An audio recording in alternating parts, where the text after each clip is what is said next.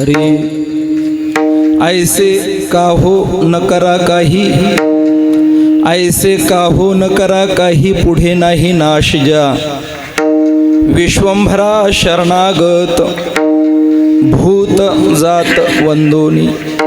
श्रुतीचे का निघा फळ, श्रुतीचे का निघा फळ, सार मूळ जाणोनी विश्वंभरा शरणागत भूत जात वंदोनी.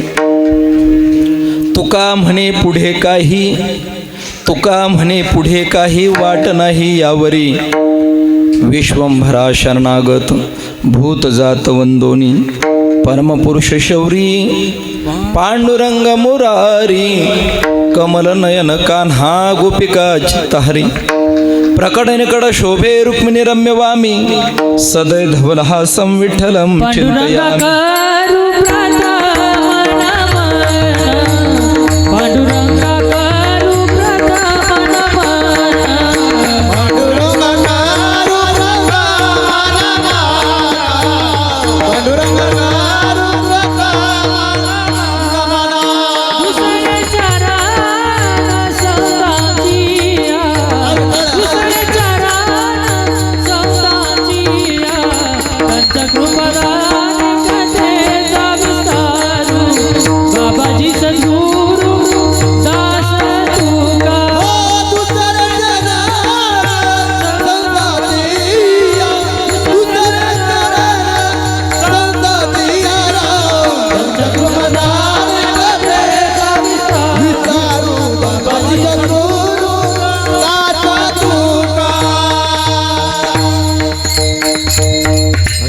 मन मन दुसरे चरणा संतांची या, त्यांच्या कृपादाने कथेचा विस्तार बाबाजी सद्गुरु दास तुका. काय माझी वाणी मानेल संतांसी रंजू चित्तास या पुलिया, मस्तक हे पायावरी या वारकरी संतांच्या. जयांचे किलिया स्मरण होय सकळ विद्यांचे अधिकरण, तेच वंदो श्री चरण श्री गुरूंचे ते नमस्कारून आता. ओम नमो ज्ञानेश्वरा, करुणा करा दयाळा, तुमचा अनुग्रह लादलो पावन झालो चराचरी. गजाननं भूतगणादि सेवितं कपित्तजम्बो फलचारु भक्षणं, उमासुतं शोकविनाशकारकं नमामि विघ्नेश्वर पादपङ्कजं. नमस्ते शारदे देवी सरस्वती मतिप्रदे, वसत्वं मम जिह्वाग्रे सर्वविद्यां प्रदाभ. अतुलितबलधामं हेमशैलाभदेहं, दनुजवनकृशानुं ज्ञानिनाम् अग्रगण्यं. सकलगुणनिधानं वानराणामधीशं, रघुपतिप्रियभक्तं वातजातं नमामि. ओम मृत्युंजयाय रुद्राय नीलकंठाय शंभवे अमृतेशाय शर्वाय महादेवाय ते नमः. ओम नीलांजनं समाभासं रविपुत्रं यमाग्रजं छायामार्तण्ड संभूतं तन्नमामि शनैश्वरं. नर्मदायै नमो प्रातः, नर्मदायै नमो निशि. नमस्ते नर्मदे देवी त्राहि मां भवसागरात्, नमस्ते गोदावरी देवी त्राहि मां भवसागरात्. नमो सद्गुरु तुकया ज्ञानदीपा, नमो सद्गुरु सच्चिदानंद रूपा, नमो सद्गुरु भक्त कल्याण मूर्ती, नमो सद्गुरु भास्करा पूर्णकीर्ती सेवेला. सेवक झालो, सेवक झालो,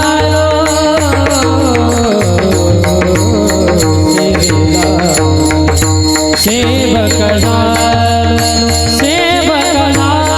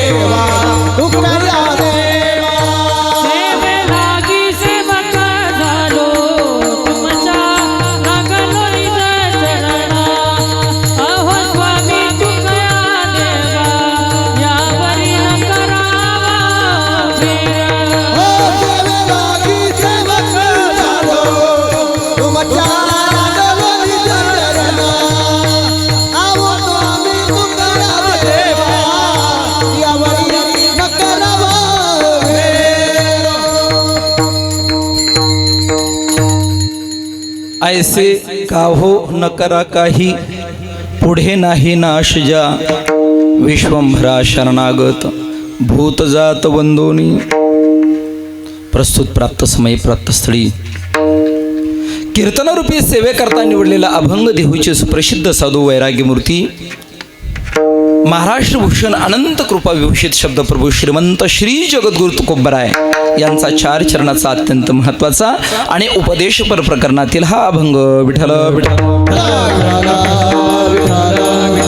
अखिल गुणनिधान अकारण कारण करुणावरणालय अनंत कोटी ब्रह्मांड नायक कृपेने प्राणसंजीवनी जगदाधार भगवान श्री पंढरीश पांडुरंग परमात्म्याच्या चरणारविंदावरती साष्टांग अभिवादन करून वारकरी संप्रदायातील थोर संत विश्वगुरु निवृत्तीनाथ दादा विश्वमाऊली ज्ञानोबा जगद्गुरु संत श्रेष्ठ तुकोबराय सद्गुरु जोग महाराज योगीराज श्री तुकाराम बाबा सद्गुरु माऊली बाबा आदी सर्व संत महात्म्यांसह गौ मातेला साष्टांग दंडवत करून रुई वैष्णवधाम या परमपावन नगरीमध्ये या धर्ममंडपामध्ये आज आपण किम कारणार्थ एकत्रित जमलेलो आहोत. सर्वांना ज्ञात आहेत आपल्या गावामधील असणारे संपूर्ण गावामध्ये एक चांगल्या पद्धतीची भूमिका आपल्या अंगाखांद्यावरती घेऊन जबाबदारीने ज्यांनी आपल्या जीवनामध्ये आपल्या असणाऱ्या व्यक्तिमत्वाचा विकास करून आणि समाजाच्या असणाऱ्या जेवढं आपल्या वाट्याला आलेले जे कर्म आहेत त्या कर्माचा भार आपल्या खांद्यावरती घेऊन शेतकरी संघटनेचे एकनिष्ठ अशा पद्धतीचे कार्यकर्ते असणारे आणि खऱ्या अर्थाने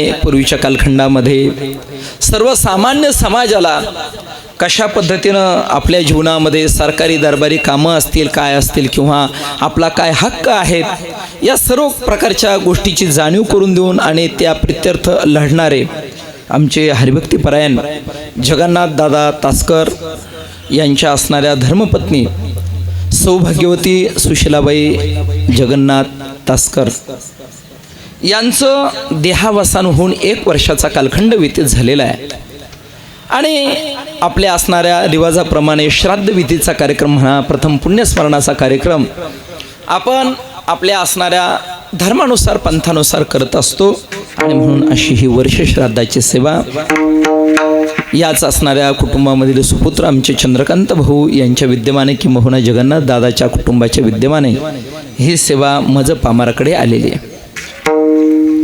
आजचा जो अभंग चिंतनाकरता निवडलेला आहे काल श्री क्षेत्र नाटेगाव या ठिकाणी कीर्तनाची सेवा झाली. नागपंचमीच्या निमित्ताने कीर्तन असल्यामुळे या अभंगाची निवड मी तिथे केलेली होती. काल काही तो अभंग तिथे सुटला नाही किंबहुना त्याच्यावरती फार चिंतन करायला वेळ मिळाला नाही. कालचा विषय होता विश्वंभरा शरणागत भूतजात वंदोनी. का नागाची तरी पूजा काय करायची या दृष्टिकोनातून भूतजात वंदोनी या दृष्टीने कालचं चिंतन झालं. आज आपण बघूया आपल्या दृष्टिकोनातून आपल्याला कशा पद्धतीनं भगवान परमात्मा सद्बुद्धी देतील. कालचा अभंग हा मी प्रथम चरणाकडून सोडवला. आजचा अभंग हा पण शेवटच्या चरणाकडून प्रथम चरणाकडे येतोय. विठ्ठल विठ्ठल हो सज्जनो, मानवी जीवनामध्ये प्रत्येक जण जन्माला आलेला हा पांथिक आहे आणि हा जो पांथिक आहे तो वाटसरू आहेत. या वाटसरूला जीवनामध्ये काय करायचंय तर मार्गक्रमण करायचं आहे, मार्गाने जायचंय. मार्गाने जात असताना प्रत्येकाने आपल्या जीवनामध्ये योग्य वाटेनं जावं. का योग्य वाटेनं जावं? कारण सध्याच्या कालखंडामध्ये वाट लावणाऱ्यांची संख्या खूप झालेली आहे.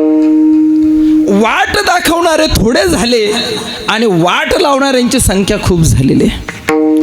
म्हणून सज्जनो ध्यानात ठेवा, आपल्याला मार्गाची कालक्रमणा करत असताना अशा मार्गाची निवड करा. तेनेची पंथेची चालू तेनेची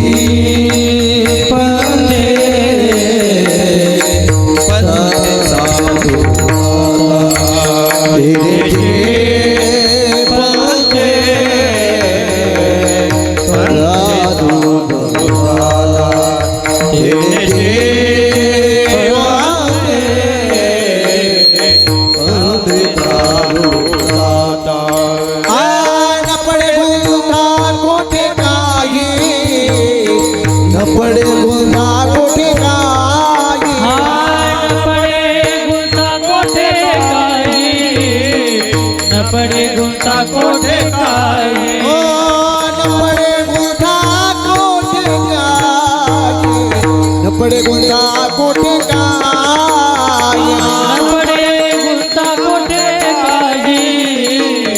न पडे गुंता कोठे काही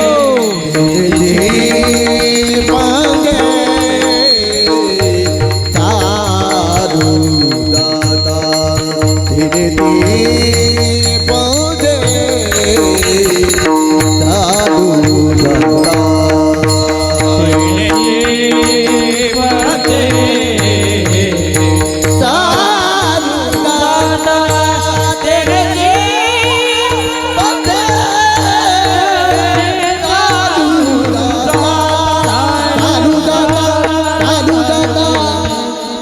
याच्यासाठी एकच मार्ग सांगितला, तेनेची पंथे, त्याच पंथाने चालायचंय सज्जन, त्याच पंथाने. कारण का इतरांनी दाखवलेला पंथ अगदी बिनधोक पद्धतीनं आपल्या गंतव्यस्थानापर्यंत नेऊन घालेल म्हणून सांगता येत नाही का? काल नाटेगावचं कीर्तन केलं आणि सहज पलीकडच्या गावामध्ये बोलवलेलं होतं. आमच्या भाऊसाहेब काकांना सांगितलं माऊलींना घेऊन या आणि गेलो.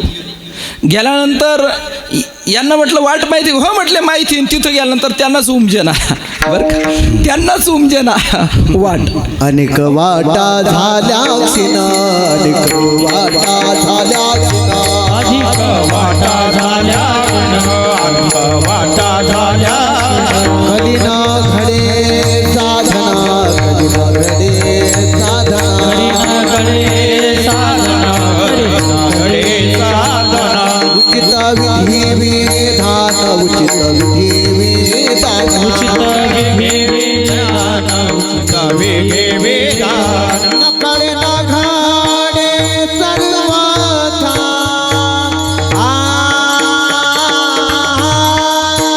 नकडे नकडे सर्वथा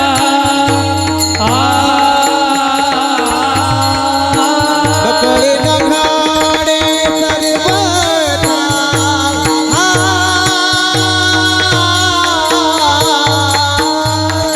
नकडे घडे सर्वथा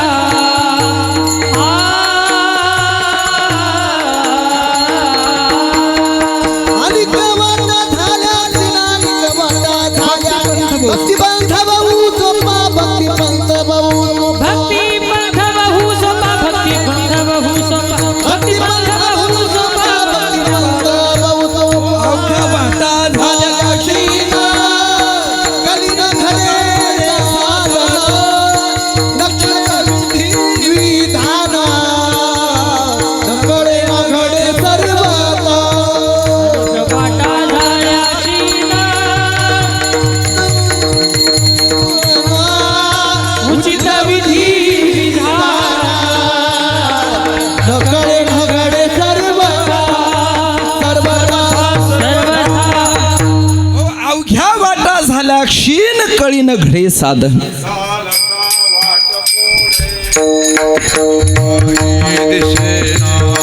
चालता वाट पुढे मज काही दिसेना उच्चारिता नाम मुखे संत मार्गे चाललो जाना झालो मी अंधपंगो माझा कोणी नजरी संगो झालो मी अंधपंगो माझा कोणी नजरी संगो झालो मी अंधपांगो माझा कोणी नगरी रंगो झालो मी अंधपांगो माझा कोणी रंगो पंगिस्त झालेल्या जीवाला खऱ्या अर्थाने वाटचाल करत असताना संत महात्म्यांच्या वाटचालीशिवाय किंवा त्यांच्या मार्गदर्शनाशिवाय तरुणोपाय नाही. कालचा किस्सा सांगत होतो मी तुम्हाला. आणि मग निघालो तिथं. ते काका म्हटले अहो माझ्या लक्षातच ये नाही इथं ते सगळा बदल झाला. म्हटलं ठीक आहे. एक जण भेटला व मध्यंतरी. त्यांना विचारलं का हो ते दत्तू भाऊ आहे त्यांचं घर कुठे आहे? म्हटले मामाचं घर का? मला वाटलं याला म्हणजे त्या काकाला वाटलं परफेक्ट याला पत्ता माहिती बरं का. म्हटले असं सरळ जा सरळ, आणि नेमका मार्ग चुकून दिला. आता आम्हाला वाटलं मामाचं घर म्हणजे याला अगदीच परिचय आहे बरं का त्यांचा, अगदी परिचय. आणि आम्हाला वाटलं बस याच्या भरोश्यावर जायला काही हरकत नाही. सजनो, आजकाल कोणाच्याही भरोश्यावर चालत जा आपल्याला वाटचाल करून चालणार नाही. आणि म्हणून कोणाच्या मार्गदर्शनाखाली चालायचंय. मार्ग दावणी गेले आधी, मार्ग दावणी गेले आधी, दावणे गेले आधी, मार्ग दावणे गेले आधी. दयानिधी सतते, दयानिधी सतते, पंथे चालू जाता, त्यांचे पंथे चालू जाता. दयानिधी संतते, दयानिधी संतते, पंथे चालू जाता, पंथे चालू जाता. मार्ग दावणी गेले आधी, दयानिधी संतते, दयानिधी संतते, त्यांचे पंथे चालू जाता. मार्ग दावणी गेले आधी, दयानिधी संतते, दयानिधी संतते, त्यांचे पंथे चालू हो, म्हणून संत महात्म्यांनी जो मार्ग आपल्याला दाखवलेला आहे तो धोपट मार्ग आहे बरं का. तुकोबरं सांगतात, नका जाऊ आडराणी, हो नका जाऊ आडराणी, आडराणाने जाऊ नका. नाही, ऐसी गरजती पुराणे, या दृष्टिकोनातून पुराण आपल्याला सांगतात बाबा आडमार्गाने जाऊ नका. मग संत महात्म्यांनी जो मार्ग आपल्याला दाखवलेला आहे त्याच मार्गाने आपण जायचं. सजनो, हा जो मार्ग आहे तो संत महात्म्यांनी आपल्याला दाखवला कधी, तर अगदी आपल्या या विश्वाच्या आरंभापासून बरं का. ध्यानात आपण सुद्धा या रुई गावामध्ये आज कीर्तन करतोय, पहिल्यांदाच करतोय असं नाही. इथून पाठीमागे अनंत कालखंड याच गावामध्ये, नाही का, याच गावामध्ये भीष्माचार्यांनी पांडवांना सांगितलं, बघा तुम्ही मला अशा ठिकाणी नेऊन आणि माझावाला अंत्यविधी करा की जिथं कोणाचाही पण अंत्यविधी झालेला नाही. आणि मग सांगितलं जातं की त्याने ठरवलं, चला आपण असं करू, यांना त्या हिमालयाच्या 7व्या कपाटामध्ये घेऊन जाऊ, म्हणजे उंचीवरती घेऊन जाऊ, नाही का. आणि म्हणून ते तिथं घेऊन गेले. तिथं घेऊन गेल्यानंतर म्हटले इथं करायला काही हरकत नाही. त्याने सांगितलं, बाबांनो याच ठिकाणी तुम्ही मला अनंत जन्मामध्ये आणलं आणि याच ठिकाणी माझा काय केला होता, त्यावेळेस अंत्यविधी केला होता, त्याच्यापेक्षा जाऊ द्या म्हटले, आहे तिथंच घेऊन चाला म्हटले. नाही सजनो, ध्यानात ठेवा, आपण अनंत जन्मामध्ये जन्माला आलो आणि अशा अनंत जन्मामध्ये संत महात्म्यांनी आपल्याला मार्गदर्शनही केलं, वाटही दाखवली. परंतु वाट दाखवल्यानंतर सुद्धा मनुष्य बिनधास्त तिथपर्यंत जाईल म्हणून सांगता येत नाही. सांगता येत नाही. याच्यासाठी खऱ्या अर्थाने संत महात्म्यांनी आपल्याला सांभाळणं गरजेची गोष्ट आहे बरं का. सांभाळणं गरजेची गोष्ट आहे. तैसे मज येती सांभाळीत, सांभाळणारे काय आहेत, संत महात्मे. म्हणून संत महात्म्यांनी सांभाळावं, अशा पद्धतीनं आपलं जीवन असावं. आणि मग त्यांनी सांभाळल्यानंतर अगदी आपल्याला मार्गदर्शन करत असताना ते योग्य मार्गाचं दर्शन करतात. ही एक महत्वाची गोष्ट आहे. नाही जमलं तर अगदी आपल्या हाताला धरून मुक्कामापर्यंत संत महात्मे पोहोचवतात. परंतु प्रत्येकाचा अधिकार इतका नसल्यामुळे बरेच लोक मागच्या अनंत जन्मामध्ये वाट चुकलेले बरं का. अनंत जन्मामध्ये वाट चुकलेले सजनो, मागच्या अनेक जन्मामध्ये आपल्याला परमार्थाची संधी सुद्धा आली असेल, परंतु अशी संधी येऊन सुद्धा योग्य वाटाने आपण मार्गक्रमण न केल्यामुळे, वाट चुकल्यामुळेच आपल्याला काय झालं, या मृत्यू लोकामध्ये जन्माला यावं लागलं. विठ्ठल विठ्ठल. हो, मग आता पहा, मागे वाट चुकलो म्हणूनच आपण आता जन्माला आलो, आणि आता जर वाट जर चुकलो तर मग मात्र नाही का, पुनरपि जननम पुनरपि मरणम पुनरपि जननी जठरे शेनम इह संसारे खलु दुस्तारे कृपया पारे पायी मुर. या न्यायाने आता मात्र वाट चुकता कामा नाही. बरं, भले संत संगताने, भले संत संगताने, भले संत संगताने. तुका म्हणे जिये भले संत संकष्टने, भले संत संकष्टने, भले संत संकष्टने. योग्य प्रमाण दिलं. तुका म्हणे जिने भले संत संगष्टने. संत महात्म्यांच्या संगतीमध्ये आपण आपल्या असणाऱ्या परमार्थिक जीवनाची वाटचाल करावी. हे जे जीवन आहेत भले असं म्हटलेलं आहे नाही का, संत महात्म्यांची संगती. असो सजनो, या जन्मामध्ये आपण आलेलो आहे आणि या जन्मामध्ये मागे वाट चुकल्यामुळं आपल्याला जन्माला यावं लागलं. आता मात्र या जन्मात जर वाट जर चुकलो तर तुकोबराय शेवटच्या चरणात सांगता. तुका म्हणे पुढे काही, तुका म्हणे पुढे काही, तुका म्हणे पुढे काही. तुका म्हणे पुढे काही, तुका म्हणे पुढे काही. तुका म्हणे पुढे काही, तुका म्हणे पुढे काही.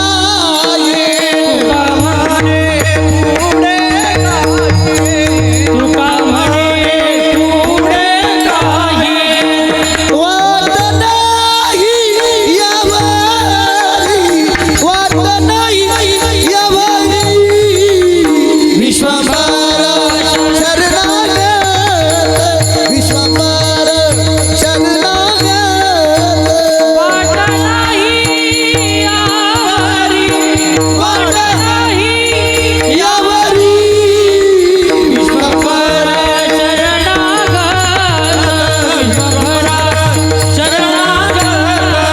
हे तुका म्हणे पुढे काही, वाट नाही यावरी, वाट नाही यावरी, वाट यावरी. म्हणे पुढे काही, वाट नाही यावरे, वाट नाही यावरे, वाट नाही यावरे. यावरी, यावरी. हो, तुकोबराय सांगतात आता जर चुकले तर तुकोबराय सांगतात तुका म्हणे पुढे काही, वाट नाही यावरी. वाट म्हणजे बरोबर अगदी बिनधोक पद्धतीनं परमतत्वापर्यंत पोहोचण्याची व्यवस्था असणारा मार्ग, इतर ठिकाणी नाही. पुढे नाही म्हणजे काय, जर समजा यदा कदाचित पुढच्या जन्मामध्ये नाही का, पुढच्या जन्मामध्ये मनुष्याने केलेल्या कर्माच्या द्वारे तो पुन्हा मनुष्य म्हणूनच जन्माला येईल म्हणून सांगता येत नाही. पुन्हा आपण मनुष्य म्हणून जन्माला येऊ म्हणून सांगता येत नाही. सजनो, ध्यानात ठेवा, हे कळतं सगळ्यांना, पण वळतं मात्र फार थोड्यांना जीवनामध्ये. बरं का, कळतं सगळ्यांना, परंतु ह्या गोष्टी मात्र वळतात फार थोड्या जणांना. सजनो, ध्यानात ठेवा, ज्यांनी आपल्या जीवनामध्ये मागच्या असणाऱ्या स्थितीचा जो अनुभव आहे त्या अनुभवाचं चिंतन आपल्या जीवनामध्ये केलं आणि ते चिंतन केल्यानंतर त्यांच्या लक्षात आलं की मागच्या अनेक जन्मामध्ये आपल्याला जे साध्य करायचं होतं ते आपण साध्य केलेलं नाही.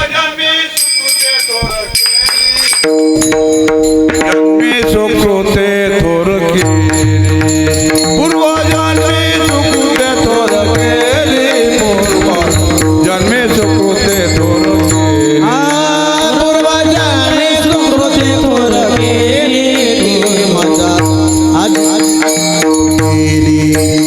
पूर्वजन्मे सुकृते थोर केली पूर्वजन्मे सुकृते थोर केली श्रीमद आजे फळाचे आले श्रीमद आजे फळाचे आले श्रीमद आजी फळाचे आले श्रीमद आजी फळाचे आले परमानंदू आजे मानस बेटे झाले या संताचे बेटे झाले या संताचे परमानंद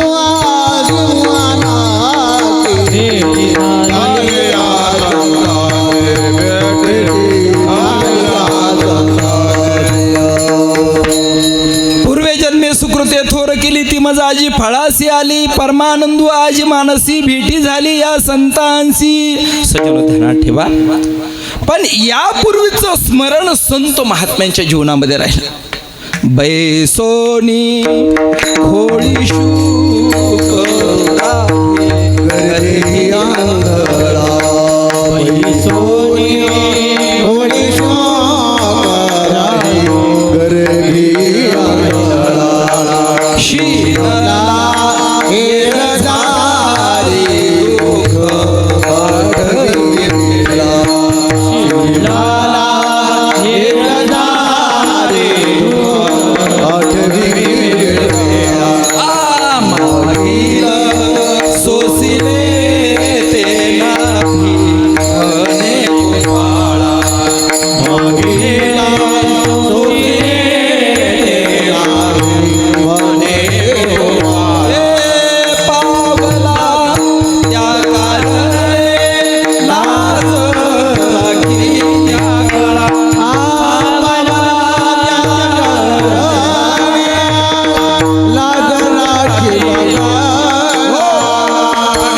शुकाचार्यांना मात्र पूर्वजन्माचं स्मरण राहिलं. बैसोनी खोळी शुकरा हे गर्भी अंधळा.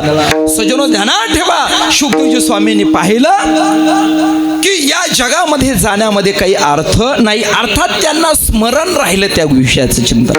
मी भक्तांचा महिमा भक्ताची जाणती दुर्लभ या गती अनेकांशी जाणून नेनते. हा वर्ग जाणून जाणता कसा आहे याच्यावरती आपण चिंतन करत असतो. आज आपल्याला तिकडे जायला वेळ नाही. परंतु महत्वाची गोष्ट बैसोनी खोळी शुक राहे गर्भी अंधळा. सजनो मातेच्या गर्भामध्ये शुकदेवजी स्वामी आतमध्येच थांबले. किती 12 वर्ष लपाले. 12 वर्ष आईच्या गर्भात राहिले. शेवटी व्यास महर्षीने सांगितलं अरे शुका बाहेर आहे शुका बाहेर आहे. शुकदेवजी काही बोलायला तयार नाही. अरे तू बोलत का नाही. म्हटले बाहेर येऊन करायचं काय. काय करायचं काय बाहेर. अरे म्हटले हा बाहेर बघ किती आनंद आहे. बामणाचे पोरे खेळाची व्याले ब्राह्मणाचे गोरे खेळाची व्याले लपाले रे 12 वर्ष लपाले रे 12 वर्ष लपाले रे हो पुढे पुढे नंतर ऐका ऐका 2 मिनिटं ऐका. ब्राह्मणाचे पोर एक खेळाची व्हायले. आपण फक्त एवढ्या पदावर चिंतन करतोय. बसोनी खोळी शुक्र आहे गर्भी आंधळा. अजून बाहेर नाही आले बरं का. आणि अजून पळाले पण नाही. आपल्याला नंतर पळ काढायचं त्या ठिकाणी. अजून आतमधली स्थिती सांगतोय. ध्यानात ठेवा. बैसोनी खोळी शुक्र आहे गर्भी आंधळा. म्हटलं नाही मला बाहेर यायचं नाही. बाहेर यायचं नाही म्हटल्यानंतर काय यायचं नाही का. आणि मग म्हटले बाबा नको बाहेर मला भीती वाटते नाही का. शिनेला येरझारी कारण त्यांना त्याचं ज्ञान होतं की अनंत जन्मामध्ये बाहेर आल्यामुळेच हा सगळा काय झाला घोटाळा झाला. बाहेरचा वारा लागला नाही का. मग अवघड स्थिती असते. महाराज ध्यानात ठेव. जोपर्यंत आम्ही संस्थेमध्ये असतो आणि गुरुवर्यांच्या कृपा छत्राखाली अभ्यास करतो तोपर्यंत मात्र आनंदी आनंद असतो बरं का. पण एकदा का संस्थेच्या बाहेर पडला नाही का काही काय म्हणायचे बाबा, म्हणजे कुरेकर बाबांना म्हणायचे बाबा बस आता जीवनामध्ये काहीच करण्याची इच्छा नाही, सगळं सोडून आणि आता भंडारा भामचंद्र घोरवडेश्वर डोंगरावरती जायचं, फक्त साधना साधना आणि साधना करायची. आमच्या गुरुबंधूंचं सांगतो, असे बरेच होते आमचे, ते पोले महाराज वगैरे असे, ते पौळ महाराज वगैरे बरं का, ते म्हणायचे बाबा म्हणायचे पोरांनो असं करू नका, हे बघा ध्यानात ठेवा, जरा पायरीनं जा, नाही तर मग ॲक्सिडेंट होत असतो बरं का. बाबा म्हणायचे जरा पायरीनं जा, स्टेप बाय स्टेप त्या ठिकाणी जा. आणि बघा बाबांनी त्यांना सांगितलं पोरांनो अगोदर वारकरी शिक्षण संस्थेचा अभ्यास करा, परिपूर्ण या ठिकाणी अभ्यास करा आणि नंतर डोंगरावरती जाऊन वैराग्य धारण करा. सजनो 4 वर्ष त्यांनी संस्थेचा अभ्यास केला आणि नंतर संस्था सुटल्यानंतर ते जसे घरी गेले पुन्हा त्यांनी आळंदीच्या दर्शनाला सुद्धा कुठं दिसत नाहीत बरं का, कुठंच दिसत नाही. सज्जनो ध्यानात ठेवा, एवढी सहज सोपी गोष्ट नाही.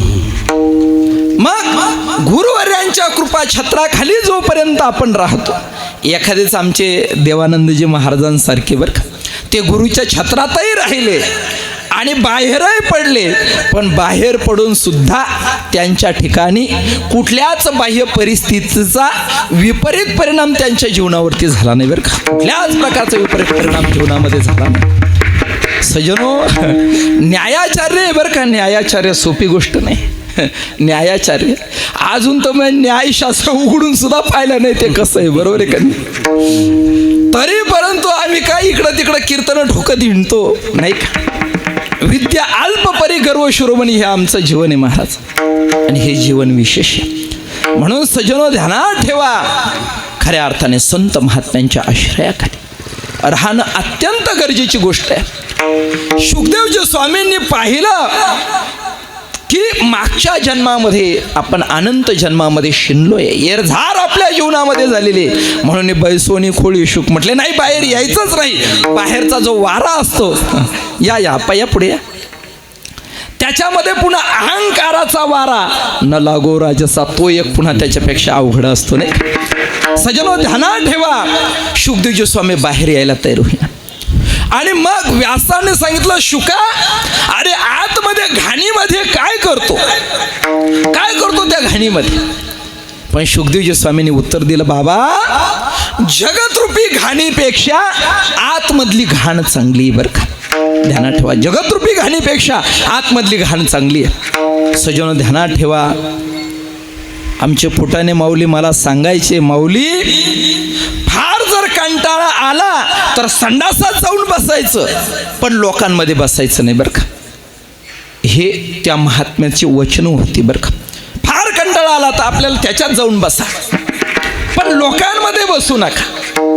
कारण का सजनो समाजाचा असणारा वारा नाही का, संत महात्मे सुद्धा आपणासारखे करीती तात्काळ आणि लोक सुद्धा आपणासारखे करीती तात्काळ, त्यांच्यासारखंच आपल्याला करून टाकतात नाही. कधी कधी जीवनामध्ये असा पश्चाताप होतो महाराज की का मी आळंदी सोडली असेल, का आळंदी सोडली असेल, एवढ्या दिवसात मी माझ्या जीवनामध्ये काय मिळवलं. सजनो खऱ्या अर्थाने जर विचार जर केला ना तर कधी कधी मन विषण्ण होतं, मन अतिशय खट्टू होतं आणि मला त्या कृतकर्माचा पश्चाताप होतो की माझ्या जीवनामध्ये मी आळंदी सोडायला नको होती. विठ्ठल विठ्ठल.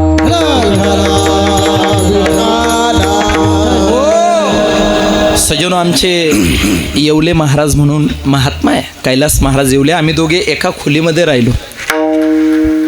या व्यक्तिमत्वाने डॉक्टर बाबांच्या असणाऱ्या मार्गदर्शनाखाली सुंदर अभ्यास केला, वारकरी शिक्षण संस्थेचाही अभ्यास केला आणि डॉक्टर बाबांच्या कृपा छत्रात अभ्यास केल्यानंतर ते आज आचार्य झालेले, शास्त्रीच्या पुढे आचार्य झाले. आणि आचार्य झाल्यानंतर डॉक्टर बाबांनी म्हणजे संस्कृतमध्ये त्यांनी चांगल्या पद्धतीची पदवी संपादन केली आणि डॉक्टर बाबांनी त्यांना एका मोठ्या संस्थेवरती 50,000 रुपये महिन्याची नोकरी लावून दिली. परंतु तरी सुद्धा ते तिथं थांबले नाही, राजीनामा दिला आणि बाबांच्या सानिध्यात मधुकरीच्याच भाकरी खात आहेत महाराज. ध्यानात ठेवा, आणि म्हणून शुकदेवजी स्वामींना पूर्वजन्माचं स्मरण होतं, त्यांनी पाहिलं नाही जगामध्ये आणि जाऊन या जगताचा असणारा वारा आपल्याला लागण्यापेक्षा बैसोनी खोळी शुकराय हे गर्भी अंधळ शिनला येरझारी, ही जन्माची आणि मरणाची असणारी येरझार, त्या येरझारीचा आपल्याला शिन वाटत नाहीत, परंतु संत महात्म्यांना मात्र त्याचा शिनही वाटतो आणि त्याचा वीट सुद्धा त्यांना आलेला आहे. सर्वसंगी वीट आला, संगी विठ आला, संगी विठ आला, सर्वसंगी विठ आला. तू एकला आवडसी या न्यायाने बस देवा, आता बस फक्त तूच एकटा आवडतोय. सर्वसंगी वीट आला. सजन बघा, शिनला येरझारी दुःख 8वी वेळा आणि मागील सोसिले ते नाभी म्हणे गोपाळा. आता इथं सुद्धा गोपाळ हे विशेषण का वापरलं याचं कारण असं आहे, गोपाळ शब्दाचा अर्थ आहे गम पालयती ती गोपाळा. जो गायींचं पालन करतो त्याचं नाव गोपाळ. आणि इंद्रियांना काय म्हटलेलं आहे, गायी म्हटलेलं आहे. आणि ह्या गायी कशा आहेत, कान्होबा कान्होबा कान्होबा, कान्होबा, कान्होबा, कान्होबा रे कान्होबा निवडी, आपुली गोधने, कान्होबा रे कान्होबा निवडी, आपुली गोधने, कान्होबा रे कान्होबा निवडी, आपुले गोधने. कान्होबा रे कान्होबा निवडी, आपुले गोधने. कान्होबा ओढाळ तुझ्या गाई, होत्या नवऱ्या गळंबाई, कान्होबा ओढाळ तुझ्या गाई, होत्या नवऱ्या गळंबाई. शिव्या देती तुझे आई, शिव्या देती तुझे आई, शिव्या देती तुझे आई, शिव्या देती तुझे आई. कान्होबा रे कान्होबा निवडी, आपुली गोधने, कान्होबा रे कान्होबा निवडी, आपुली गोधने, गोधने. या इंद्रिय रूपी गायी कोणाच्या आहे, दिली इंद्रिय हात पाय कान डोळे मुख बोलाया वचन. इंद्रिय रूपी असणारे ह्या ज्या गायी आहेत या भगवान परमात्म्याने दिलेला आहे बरं का. ह्या भगवान परमात्म्याने दिलेला आहे. कशासाठी दिले हात, कशासाठी दिले, पत्ते खेळण्यासाठी. कशासाठी दिले हात, पत्ते खेळण्यासाठी नाही दिले, हात टाळी वाजवण्यासाठी दिले. नाही, टाळी वाजवण्यासाठी दिले. फक्त कीर्तनातच नाही सज्जनो, नाही का, आपल्या जीवनामध्ये नित्यनेमाने टाळी वाजवली पाहिजे. नाही का, नित्यनेमाने वाजवली पाहिजे. टाळी वाजवावी, गुढी उभारावी, वाटती चालावी. सज्जनो ध्यानात ठेवा, नित्यनेमाने जीवनामध्ये एकची टाळी झाली चंद्रभागे वाळवंटी. सज्जनो नित्यनेमाने जीवनामध्ये याची आपल्या जीवनामध्ये गरज आहे. हात दिले टाळी वाजवण्यासाठी, तोंड दिलं कशासाठी, कशासाठी, आपल्या जीवनामध्ये इतर ज्या भाकड कथा आहे त्यांचं उच्चारण करण्यासाठी नाही. माऊली ज्ञानवर सांगतात, वाया व्यर्थ साडी मार्ग, वाया व्यर्थ कथा, सांडे मार्ग, वाया व्यर्थ कथा, सांडे मार्ग, वाया व्यर्थ कथा. आपल्या जीवनामध्ये सार्थ कथा आपल्याला करायची करायची, व्यर्थ कथा करायची नाही, वाया कथा जीवनामध्ये करायची नाही.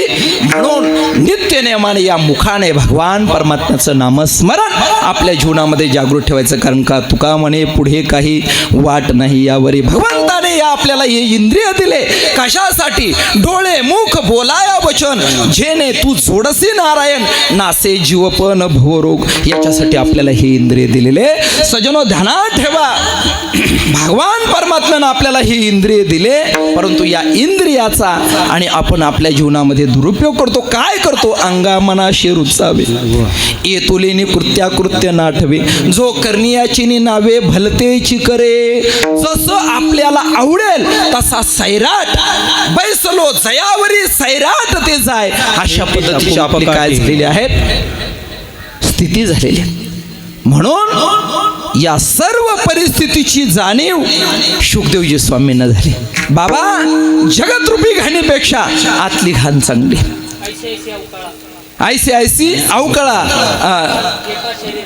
घेपा शरीराचा कांटाळा, ते लाज पै निर्मळा निसुगा गोड. बघा सज्जनो, आपल्या जीवनामध्ये ऐसी अवकळा या दृष्टिकोनातून ही सगळी अवकळाच नाही का. पूर्वीच्या कालखंडामध्ये 3च ऋतू होते महाराज, 3च ऋतू होते. एक उन्हाळा, एक पावसाळा आणि एक हिवाळा. आता 4था ऋतू आहे, त्याचं नाव अवकाळा.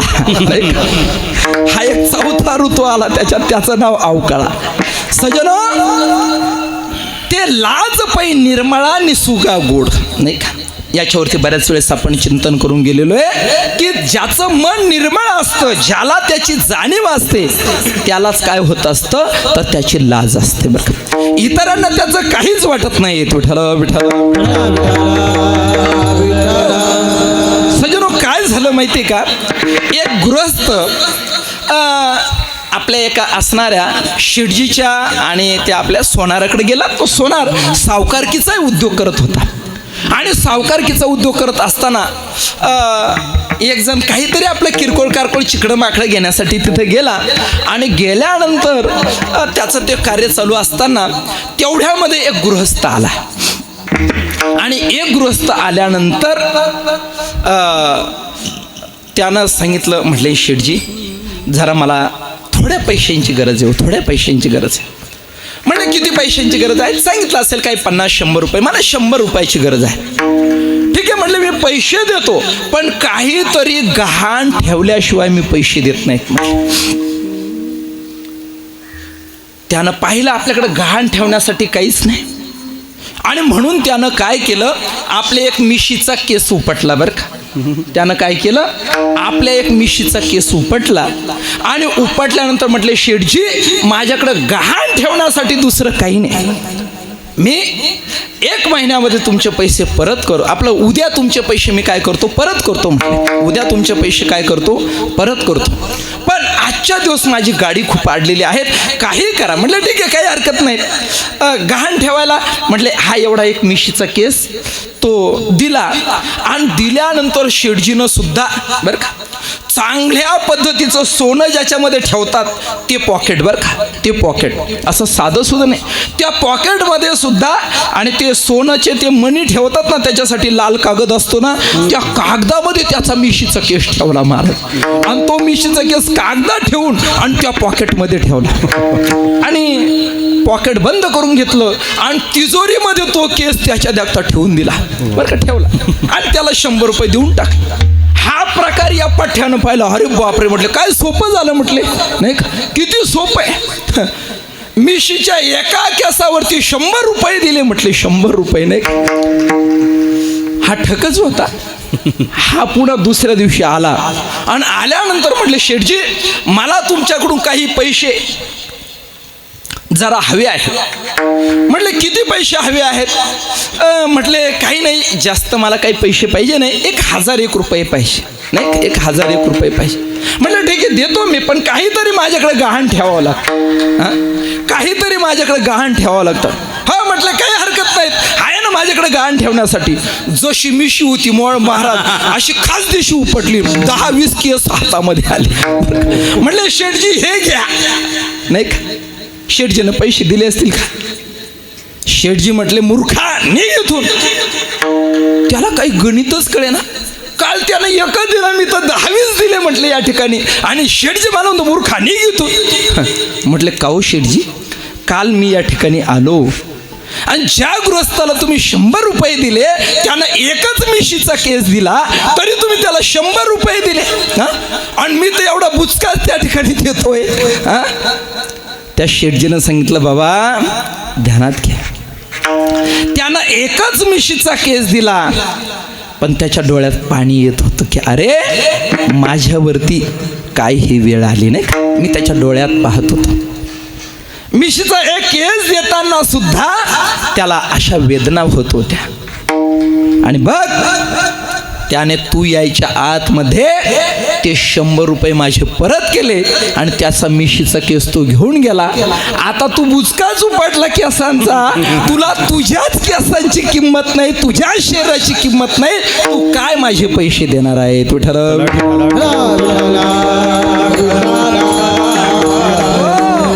असे जे निसुग आहेत ज्यांना मानवी देहाची किंमत कळाली नाही, मानवी देहाच्या इंद्रियाची किंमत कळाली नाही, त्यांना ती लाज वाटत नाही जन्माची आणि मरणाची.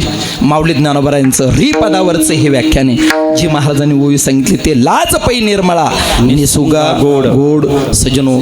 खरोखर शुकदेवजी स्वामींसारखे महात्मे त्यांनी पाहिलं, अरे या जगतरूपी घाणीमध्ये येण्यापेक्षा आतमध्ये चांगलं आहे.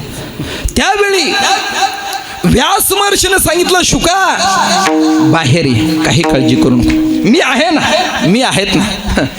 शुकदेवजी स्वामी म्हटलं तुम्ही कोण नाही का, मी आहे म्हणजे नेमके तुम्ही कोण. सजनो ध्यानात ठेवा,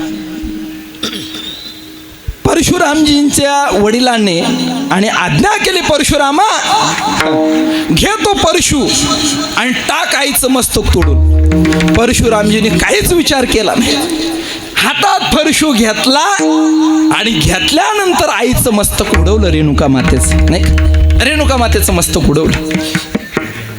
प्रसन्न झाले वडील, प्रसन्न झाले आणि प्रसन्न झाल्यानंतर म्हटले परशुरामा अरे काय तुझ्यामध्ये सामर्थ्य, वडिलांचं शब्दाचं पालन तू केलं, माग आता काय मागायचं ते.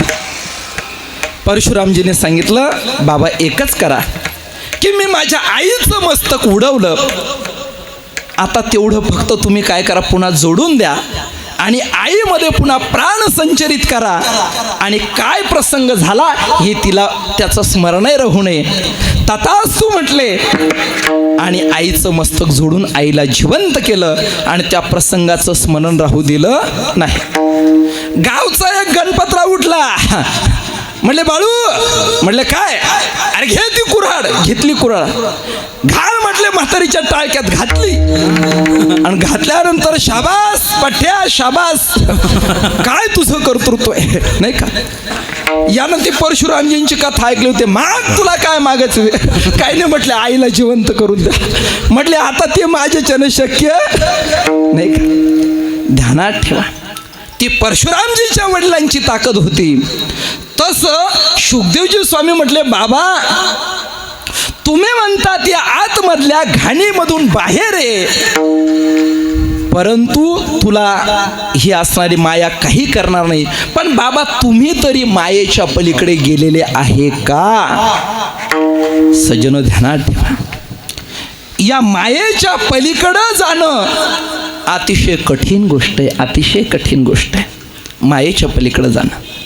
आणि म्हणून माया कशी आहे, दैवी हेशा गुणमयी मम माया दुरत्या मामेव ये प्रपद्यन्ते माया मेतांतरंती ते. या दृष्टिकोनातून जे माझी शरणागती करतात नाही का, मामेव ये प्रपद्यन्ते माया मेतांतरंती ते, या न्यायाने जे माझी शरणागती करतात ते मायेच्या पलीकडे जातात. सजनो, शुकदेवजी स्वामी वडिलांच्या भरोश्यावर आले नाही. त्यांनी सांगितलं जर मला बाहेर यायचं असेल तर तुम्ही त्याला बोलवा. कोणाला? जो मायेचा पती आहेत नाही का, जो मायेचा पती आहेत नाही का. सजनो, मायेचा पती त्याचं नाव माधव आहेत. मायाधव म्हणजे मायेचा पती.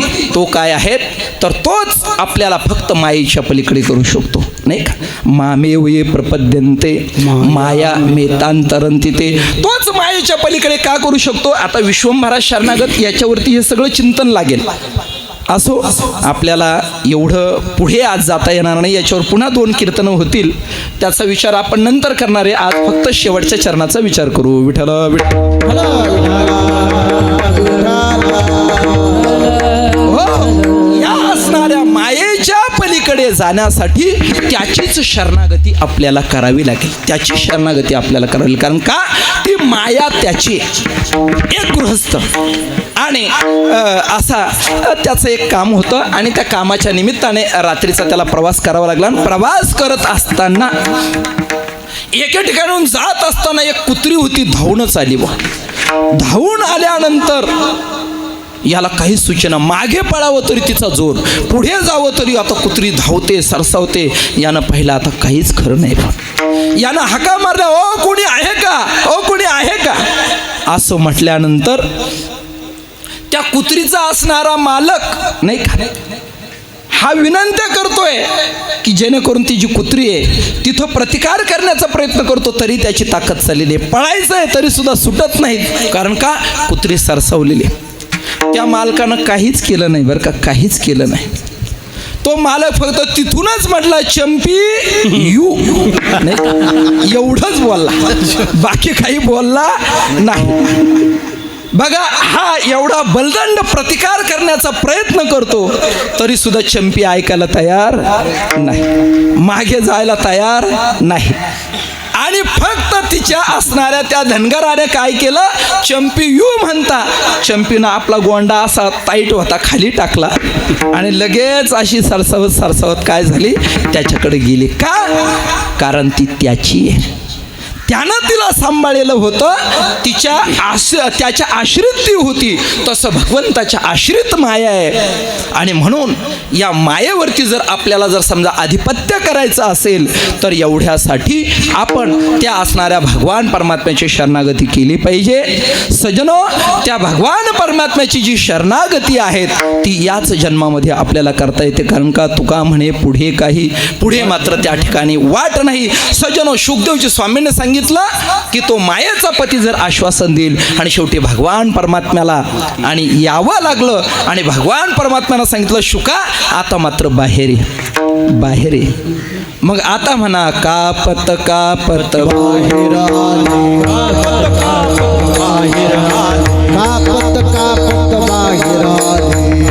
कापत बाहेर ते नागवेची पळून गेले रे, नागवेची पळून गेले रे, नागवेची पळून गेले रे, नागवेची पळून गेले रे.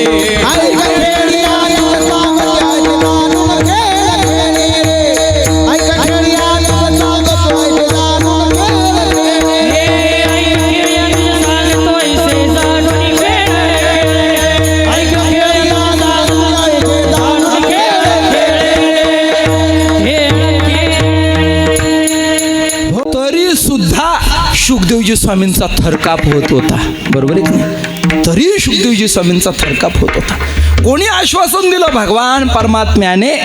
नाही, परमात्म्याची सत्ता कशी आहे, इथून तेथवरी नाही सत्ता अनेकांची. आता पाविजेल घरा या संगती दातारा, नाही का, खऱ्या अर्थाने त्याच्या स्वरूपापर्यंत पोहोचवणारा दाता जर कोण असेल तर तो भगवान परमात्मा आहे. आणि असा असणारा जो दाता भगवान परमात्मा, त्यानं जे दिलं ते सत्य होतं, परंतु तरी सुद्धा शुकदेवजी स्वामींचा थरकाप उडालेला होता. आणि महाराज, आपल्याला तो काहीच वाटत नाही हो, आपल्याला कोणत्याच गोष्टीचं काही वाटत नाही. वेडीला सासरही सारखं आणि वेडीला माहेरही सारखं, नवऱ्यालाच मामा म्हणते. आता तिचं काय खरं आहे त्या ठिकाणी. विठ्ठल विठ्ठल.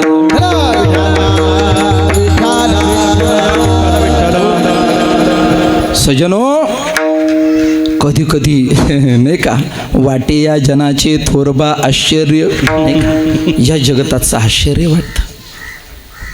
महाराज, आपण कोणत्या मार्गाने चाललेलो आहे, आपला सगळा असणारा डोळ्यासमोर अंधार आहेत. म्हणून तुका म्हणे, इहा लोकीच्या व्यवहारे डोळे डोळे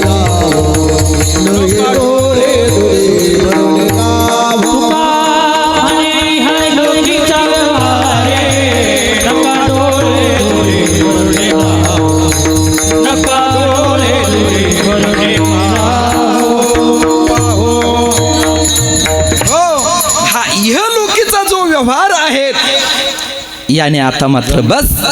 जसा डोळ्यामध्ये धूर गेल्यानंतर तो काय करतो, आपल्याला पुढचं काही दिसूही नाही देत नाहीत आणि डोळ्यामधून अश्रूही काढतो. हा जो असणारा मायारूपी जो धूर आहे तो मुळातच त्या ठिकाणी काय आहे, तो वाईट आहे. सजनो, पूर्वीच्या कालखंडात सद्गुरू श्री बालयोगीजी महाराज आले आणि आल्यानंतर जे रुई गावाचं वैष्णव धाम झालं नाही, लोक सर्वत्र रामकृष्ण हरी रामकृष्ण हरी रामकृष्ण हरी. मग काय आमच्या मीनाताईन त्या खडांगळीताईन काय रोजच्या उठून आश्रमामध्ये रोजचा जप काय, चिंतन काय, भानगडी काय, बायानेच त्या कामाला जरी चालल्या तरी शेतामध्ये रामकृष्ण हरी रामकृष्ण हरी. आता फक्त हातात खुरपच राहिलं, रामकृष्ण हरी काही राहिलं नाही त्या ठिकाणी नाही का. आता त्या वह्या राहिल्या नाही आणि काहीच राहिलं नाही. काही काही म्हणतं बाबा तुम्ही पण आम्हाला विसरले, तुम्हाला विसरावंच लागेल बाबा, ध्यानात ठेवा. आता किती दिवस तुमची आठवण ठेवू आता, बरोबर आहे का. आमची जायची वेळ झाली आता इथून.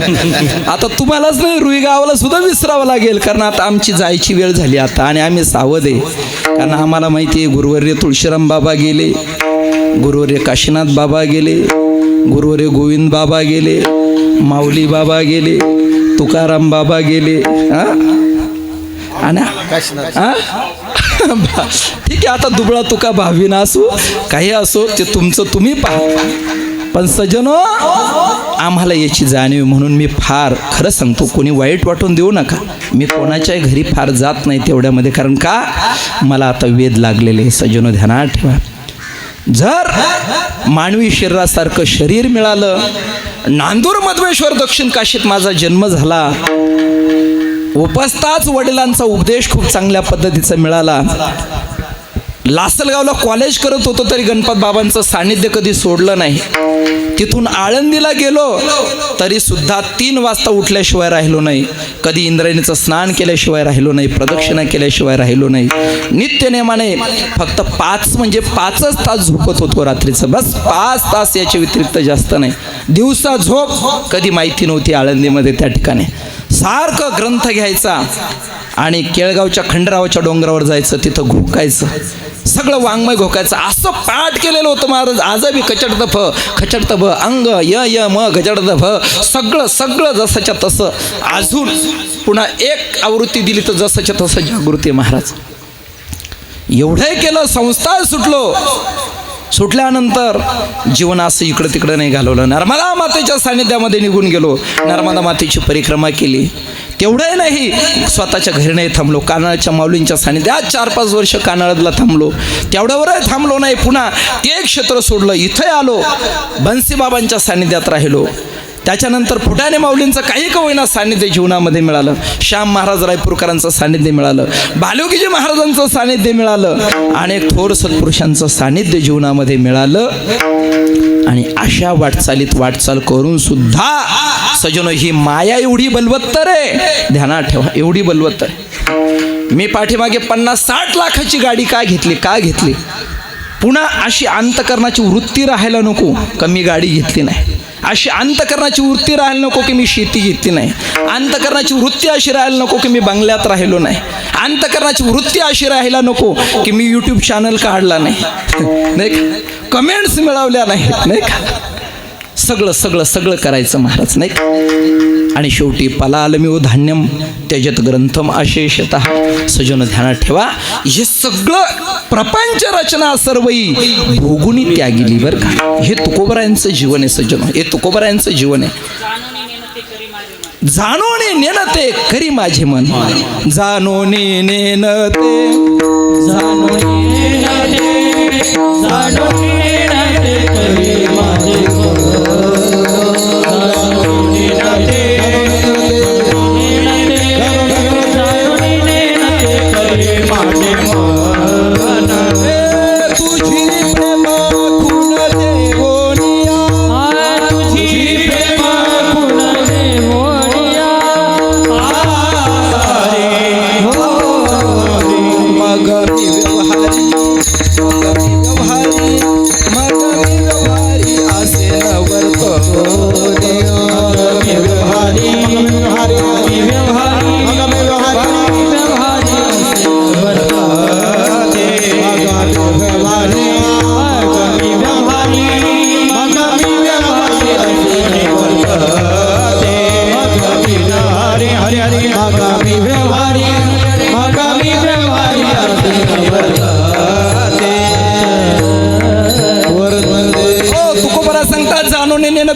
माझे मन तुझी प्रेम खून देऊन या. जाणून नेंत मनाला करायचं, पण प्रेम खून अत्यंत महत्वाची बरं का. प्रेम सुद्धा अत्यंत महत्वाचं आहे. आणि सजनो, प्रेमाविन नाही समाधान ही सुद्धा भक्तीमधली अत्युच्च अशा पद्धतीची अवस्था आहे. असं या दृष्टिकोनातून मग मी व्यवहारी असेन वर्तत, जेवी जळा आत पद्मपत्र. आणि मग जसा ताकामधून घुसळण करून काढलेला लोण्याचा उंडा ताकामध्ये जरी टाकला तरी सुद्धा तो लिप्त होत नाहीत, तसं आपलं जीवन बनलं पाहिजे बरं का. तसं आपलं जीवन बनलं पाहिजे. काय गुरुवरे श्री शांतीब्रह्म मारुती बाबा कोरेकर बाबा, काय जीवन आहे महाराज, काय जीवन आहे. कुठंच गुंतले नाही महाराज, हे महात्मे कुठेच गुंतले नाही. जीवनामध्ये बाबाने जर ठरवलं असतं तर अर्धी आळंदीची इस्टेट बाबांची असते बरं. पण सजनो, कुठंच बाबा आपल्या जीवनामध्ये गुंतले नाही. याला जीवन म्हणतात, याला पद्मपत्र मीमांसा कालच्या कीर्तनात मी सांगून गेलो. आणि त्याचं उत्तर मी आज देणार होतो, असं कालच्या लोकांना सांगितलं. म्हटलं आजचं कीर्तन तुम्ही उद्या पहा आणि उद्याचं कीर्तन परवा पहा. त्यांच्यासाठी उत्तर देतो की कर्म का करावं याचं काल एकच कारण मी सांगितलं नाही का. ऐसे का हो न करा काही, ते चिंतन आपलं या यूट्यूब चॅनलला कालचं टाकलेलं आहे. आणि याच्यामध्ये आजचं जे चिंतन आहे ते पुढचं जरा मला सांगायचं होतं, भूतजात वंदोनी, पण तिकडे मला जाता आलं नाही. कर्म का करावी याचं काल एक कारण सांगितलं. कर्म का करावं याची 7 कारणं शास्त्रामध्ये इकडे तिकडे आलेली आहेत. तर त्यापैकी काल शरीराला उपादान कारण कर्म आहे या दृष्टिकोनातून जर समजा उपादान कारण जे आहेत तेच जर समजा त्या ठिकाणी जर नसेल तर कार्य त्याच्या वाचून राहत नाहीत. तसं या शरीराला उपादान म्हणजे मातीमध्ये घटामध्ये माती जसं त्याचं उपादान कारण आहे, पटामध्ये तंतू हे जसं त्याचं उपादान कारण आहे. तंतू जर काढले तर पट राहत नाहीत आणि माती जर काढली तर घट राहत नाहीत. तसं या शरीराच्या द्वारे आपण जे कर्म करतो हे कर्म जर बंद केलं तर शरीर यात्रा चालू शकत नाहीत. शरीराला उपादान कारण कर्म आहे, म्हणून आपण आपल्या जीवनामध्ये कर्म करावं अशा पद्धतीनं सांगितलेलं आहे. आणि ते कर्म करत असताना कर्मे करावी चांग हा निरोप माझा नाही का. सजनो, या दृष्टिकोनातून आपण कर्म करत असताना चांगल्या पद्धतीनं कर्म करावं, उत्कृष्ट कर्म करावं. कर्मण्यवाधिकार असते माफलेशु कदाचन, या न्यायाने कर्म करावं. कर्मानेच आपल्या जीवनामध्ये ज्ञाननिष्ठा प्राप्त होत असते, म्हणून आपण आपल्या जीवनामध्ये कर्म करावं. हा कर्म करण्याचा एक हेतू आहे. आपण आपल्या वाट्याला आलेलं कर्म यथासांग करावं असा निरोप वेदाचा सुद्धा आहे. या कारणे पै बापा जया अति आपुली कृपा तेने वेदाच्या निरोपा आण न कीजे नाही का. सुंदर प्रमाण महाराजांनी सांगितलं, सुंदर ओवी सांगितली. आणि मग तो जो वेद आहेत नाही का, तो जो वेद आहेत तो सुद्धा आपल्याला वेदविहित अशा पद्धतीचं कर्म प्रत्येकाने आपल्या जीवनामध्ये करावं असं वेद सुद्धा काय करतो आपल्याला सांगतो. वेदाच्या बाबतीमध्ये ते वेदविहित कर्म करत असताना या अभंगामध्ये सांगितलं, ऐसे कावो न करा काही पुढे नाही नाश ज्या विश्वंभरा शरणागत भूतजात वंदोनी. हा सुद्धा वेदाचाच काय आहेत एक प्रकारचा निरोप आहेत. वेद अनंत बोलिला अर्थ इतुलाची साधिला विठोबाशी शरण जावे निजनिष्ठा नाम गावे. त्या विश्वंभराची विठोबाची शरणागती आपण करावी हा वेदाचा सुद्धा काय आहेत निरोप आहे. आपण कर्म करावं अशी आपल्या बापाची आज्ञा आहे बरं का. आपल्या बापाची आज्ञा आहे. आपण योग्य कर्म करावं अशी प्रत्येकाच्या बापाची आज्ञा आहे. कोणाकोणाच्या बापानं आपल्याला सांगून ठेवलं योग्य कर्म करा म्हणून? हां, वरती बोट करा. हां, सांगितलं, बरं झालं, चांगली गोष्ट आहे. बाकीच्यांच्या बापानं काही सांगितलंच नाही का? आणि मी तो म्हणतो प्रत्येकाच्याच बापानं सांगितलं नाही का, प्रत्येकाच्याच बापानं सांगितलं. तुम्हाला आमच्या बापाला कधी वेदच माहिती नव्हता, तो सांगल कधी नाही का. काही काहींच्या म्हाताऱ्याला आयुष्य गेलं तरी काहीच माहिती नाही कशाला काय म्हणतात त्या ठिकाणी. सजनो, सगळ्यांचा बाप हा या ठिकाणचा जो बाप आहेत हा भौतिक हा सोडून द्या नाही का. पण या शरीराच्या दृष्टिकोनातून कुल्लाळ हाडाचा बापचा हाडाचा अखंड घडतो मडकी रे. या नावानं ब्रह्मदेव हा तुमचा आमचा बापच आहे बरं का. त्याच्याच खाणीमधून हे सगळे गाडगे मडके तयार झालेले बरं का. आता त्याच्यावर खूप विनोद करायचे. ते एक महाराज खूप सुंदर विनोद करायचे. गाडगे मडके रांजण डेरे वगैरे सुगडं बिगडं त्याच्यावर खूप असं आता इथे सगळे दाखवून देता येतील आपल्याला बरं का. पण असो आपल्याकडे वेळ कमी राहिला. सजनो ध्यानात ठेवा त्या असणाऱ्या ब्रह्मदेवानेच काय केलं इथं विधाता असं म्हटलेलं आहे त्याला नाही का. जो सृष्टीची रचना करतो म्हणून ते डिपार्टमेंट त्याच्याकडे GOD, G for generation, O for organisation, D for destroy या 3 प्रकारचे डिपार्टमेंट ब्रह्मा विष्णू आणि महेश यांच्याकडे आहेत. याच्यामध्ये ब्रह्मदेव D त्या ठिकाणी असणारं G फॉर जनरेशन निर्मितीचं डिपार्टमेंट त्यांच्याकडे आहे. आणि म्हणून अशा ब्रह्मदेवाची आज्ञा म्हणून आपण काय करावं कर्म करावं. सजनो ऐहिक अभ्युदयासाठी आणि पारलौकिक अभ्युदयासाठी आणि भगवंताचा प्रसाद आपल्याला प्राप्त व्हावा याच्यासाठी प्रत्येकाने आपल्या जीवनामध्ये काय करावं कर्म करावं. पुन्हा महत्वाची गोष्ट आहे नाही कशित क्षणमपी जातु तिष्ठत्य कर्मकृत. कालच्या चिंतनात सांगितलं की मनुष्य कर्म केल्याशिवाय एक क्षण सुद्धा राहू शकत नाहीत. हा गता ही खोडी मोडविते काडी चळण मोडविते काडी चळण मोडविते काडी. मला वाटतं याच्यापेक्षा टोकाचा दृष्टांत दुसरा कोणताही नाही. प्रत्येक अवस्थेत मनुष्य कर्म करतो. पश्य शृण्वन् स्पृश्य जग्नन् नश्नन् गच्छन् सुखश्वसन् प्रलापन विसृजन गृह्णन् उन्मिषन् निमिषन् नपि या न्यायाने इंद्रियाने इंद्रियार्थेषु वर्तन्त इति धारयन् या न्यायाने प्रत्येक अवस्थेत मनुष्य कर्म करतो.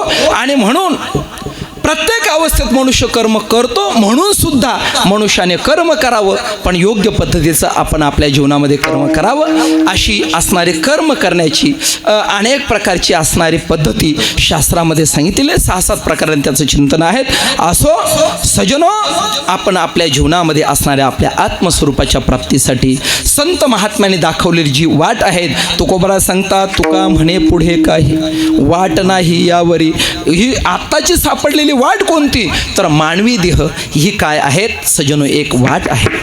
आणि या मानवी देहरूपी असणाऱ्या या 84 लक्ष योनीच्या ज्या सगळ्या योनी आहेत त्याच्यामध्ये मानवी योनी जी आहेत तर हिच्यामधून आपण काय होऊ शकतो तर हे जसं त्या असणाऱ्या द्रोणाचार्यांनी जसा चक्रव्यूह रचलेला होता आणि त्या चक्रव्यूहामध्ये जसा अभिमन्यू आणि काय झालेला आहे तर गुंतून पडलेला आहे त्याला आतमध्ये जाण्याची वाट बरोबर माहिती होती तेवढी त्याने आईच्या असणाऱ्या उदरामध्ये गर्भामध्ये गोपालकृष्ण परमात्म्याच्या आणि मुखातून ऐकलेली होती.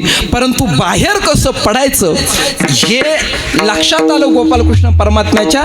जिला मी सांगतोय ती सुभद्रा झोपलेली आहे आणि होकार कोण देतो तो लक्षात आलं गर्भामध्ये असणारा हा पठ्या नाही का तो आतून होकार देत होता. त्याला वाटलं गोष्ट खूप चांगली चालू आहे तो आतून होकार देत होता महाराज नाही का. आपण कीर्तनात बसून सुद्धा होकार देत नाहीत महाराज नाही का. आणि तो एवढा लहान असताना आपलं 85-80 वय असेल तरी आपल्याकडून होकार येत नाहीत. आणि छोटंसं मुलगं ती कथा गोड वाटली म्हणून आतून होकार देत होतं. पण गोपालकृष्ण परमात्म्यानं पाहिलं याला जर पुढची कथा जर सांगितली तर हा माझा सगळा जन्म विफल करून टाकील आणि हे सगळं महाभारत आजच घडून जाईल त्या ठिकाणी नाही का. पुढचे मरायच्या आतमध्येच नाही का अर्जुनाचं मोठेपणही बाजूला राहील पांडवांचं मोठेपणही बाजूला राहील आणि हाच पठ्ठ्या काय करेल सगळं संपून टाकील. आणि म्हणून ती तो गोष्ट खांडली महाराज. त्याचा परिणाम असा झाला की देवाची कृपा जेवढ्या प्रमाणामध्ये होती तेवढ्या प्रमाणामध्ये जात असताना त्यानं काही विचारच केला नाही. सगळ्यांचं खंडन करत करत तो आतमध्ये गेला. परंतु जिथून कृपा भगवंताची होतीच नाही असं काही नाही पण जिथून त्या बाहेर पडण्याची वाट होती ती भगवान परमात्म्यानं न सांगितल्यामुळे अभिमन्यू त्या चक्रव्यूहामध्ये गुंतले आणि शेवटी मात्र त्याची गच्छंती झाली. तसं सजनो ध्यानात ठेवा मानवी जीवन हा चक्रव्यूहच आहे नाही का. मानवी जीवन हा एक चक्रव्यूह आहे आणि सामान्य नाही महाराज. या चक्रव्यूहामधून बाहेर पडत असताना कोणाशी युद्ध करायचंय युद्ध कर्णाशी करायचंय. कोणाशी युद्ध करायचंय भीष्माचार्यांशी करायचंय. कोणाशी युद्ध करायचंय कृपाचार्यांशी करायचंय. एवढंच नाही त्या असणाऱ्या याच्यासाठी इंद्रजिताशी सुद्धा आपल्याला काय करायचंय, युद्ध करायचंय त्या ठिकाणी. एवढंच नाही, आपल्याला युद्ध कोणाबरोबर करायचं, शकुनी मामा संगेवर का. काही याच्यामध्ये सन्मार्गाने जाणारे आणि काही दुष्ट मार्गाने जाणारे. मघाचं प्रमाण पहा, कानोबा निवडी आपुली गोधने, कानोबा ओढाळ तुझ्या गाई, नाही का. सजनो ध्यानात घ्या, याच्यामध्ये शकुनी मामा काय, शकुनी मामाचा कावा कसा होता त्या ठिकाणी, नाही का. सजनो, तसं हे इंद्रिय रूपी गायी आपल्याला फसवत असतात. त्या अतिशय ओढाळ आहेत. बरोबर अगदी त्या पिकावरती जातातच, पिकाची नासाडी करतातच, नाही का. आमच्या आळंदीला त्या जनाबाईच्या गायी होत्या, नाही का. तशा त्या इतक्या भामट्या गायी महाराज रात्रीच्या जायच्या, सगळे केळगावचे पिकं खाऊन यायच्या, नाही का. तसं या इंद्रिय रूपी गायी आपल्याला फसवतात. आणि सज्जनो, या असणाऱ्या काम क्रोधाधिक सावजांच्या ताव्यामध्ये या इंद्रिय रूपी गायी आपल्या सापडतात. म्हणून एवढ्यासाठी सज्जनो, जसा तो चक्रव्यूह भयंकर होता आणि त्या चक्रव्यूहामधून अभिमन्यूला बाहेर पडता येईना, तसं हे असणारं शरीर आणि या शरीराच्या अनुषंगाने निर्माण झालेला हा जो प्रपंच आहे, हा एक प्रकारचा चक्रव्यूहच आहे. आणि या चक्रव्यूहाचं भेदन करणं अतिशय कठीण गोष्ट आहे. पण ध्यानात ठेवा, कठीण जरी असेल, नाही का, कठीण जरी असेल तरी अवघड नाही. अवघड आणि कठीण एकच बरं का, ध्यानात ठेवा. कठीणही आहेत, अवघडही आहेत, पण अशक्य आहेत असं नाही, ते शक्य आहेत. प्रत्येकाने विचार करा. तुका म्हणे पुढे काही वाट नाही यावरी, वाट नाही यावरी, वाट नाही यावरी. तुका हे म्हणे काही वाट नाही, वाट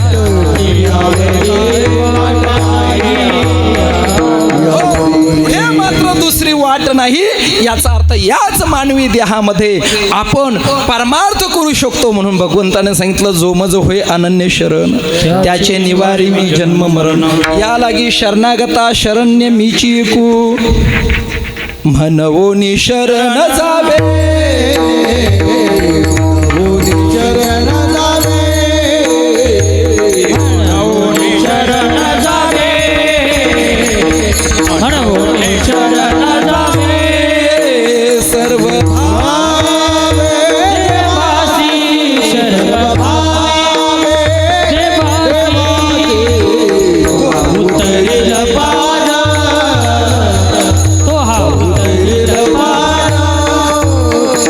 म्हणून शरण जावे सर्व भावे देवासी, तया काया वाचा चित्त अंग देऊन या शरण रे महोदगिदी का गांग रिघाले जसे. या न्यायाने आपण आपल्या जीवनामध्ये शरणागती करायची, सर्व संघ परित्याग करायचा आहे. मानवी जीवन रूपी ही धोपट वाट आपल्याला सापडलेली आहे. आणि संत महात्म्यांनी या वाटेनं कसं जावं, काय करावं, कोणते कोणते सावज आणि आपला घात करण्यासाठी टपलेले, त्यांच्या ताब्यातून सुटण्यासाठी आपण काय करायचंय, सगळ्या प्रकारचं गोष्टींचं मार्गदर्शन संत महात्म्यांनी केलेलं आहे. मार्ग दावणी गेले आधी दयानिधी संत, ते तेनेची पण ते चालू जाता, न पडे गुंता कोठे काही. संतांचं मार्गदर्शन त्यांनी दाखवून दिलेली वाट, आणि या मानवी शरीरामध्ये या वाटेनं आपल्याला जाता येतं आणि आपल्या मुकामापर्यंत पोहोचता येतं. म्हणून प्रत्येकाने विचार करा. तुका म्हणे पुढे काही वाट नाही यावरी, विश्वंभरा शरणागत भूत जात वंदोनी. प्राणी मात्रांवरती दया करा. कालचा विषय सांगितला, जे जे भेटे भूत ते ते मानी जे भगवंता, हा भक्ती योग निश्चित जाण माझा. या दृष्टिकोनातून कालच्या दिवशी नागपंचमीचं चिंतन करत असताना नागोबाचं सुद्धा पूजन शास्त्राने सांगितलं, बैलाचं पूजन सुद्धा आपल्याला शास्त्राने त्या ठिकाणी सांगितलेलं आहे. प्रत्येकाचा आदर करायला सांगितलेला आहे. म्हणून प्रत्येकाने काय करावं, कालच्या दिवशी जसं नागाचं पूजन आपण करत होतो, काल एक कथा मी सांगितली की कालच्या दिवशी नागाचं पूजन का केलं जातं, तर त्याच्यामधली महत्त्वपूर्ण कथा अशी आहे की त्या कथेमध्ये जन्मेजयाने आपल्या असणारा पिता राजा परीक्षित आणि यांचा काय केलं, एक प्रतिशोध घेतला. तक्षक नावाचा सर्प दंश झाला. परीक्षित त्या जन्मेजयाला त्याचं नाही वाईट वाटलं.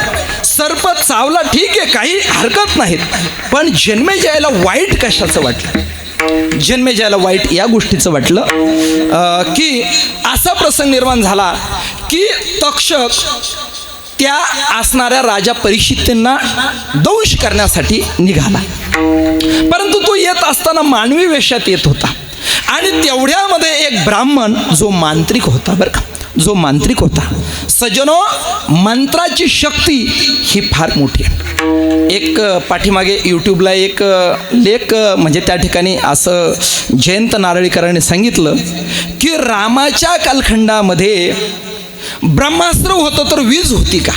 बरं का, त्यांनी काय सांगितलं, रामाच्या कालखंडामध्ये ब्रह्मास्त्र होतं मग वीज होती का.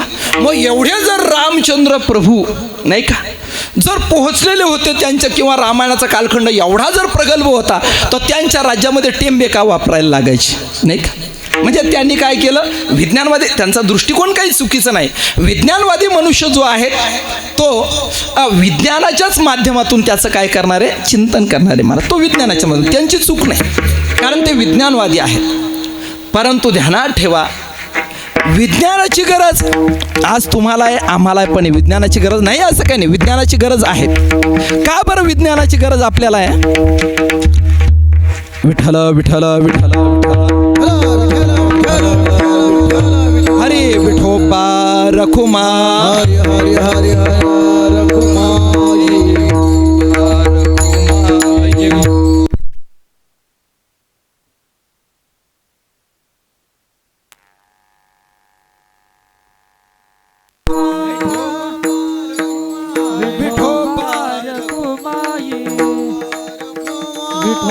चंद्रकांत भाऊ कुठे आहे?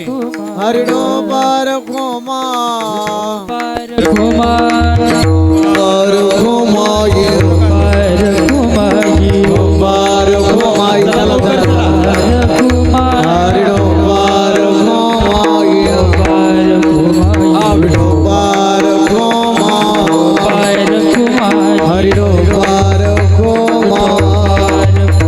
हरिडो बार घोमा हरिडो बार घोमाई हरिडो बार घोमाई हरिडो बार घोमाई बार घोमाई बोला बार घोमा हरिडो बार घोमा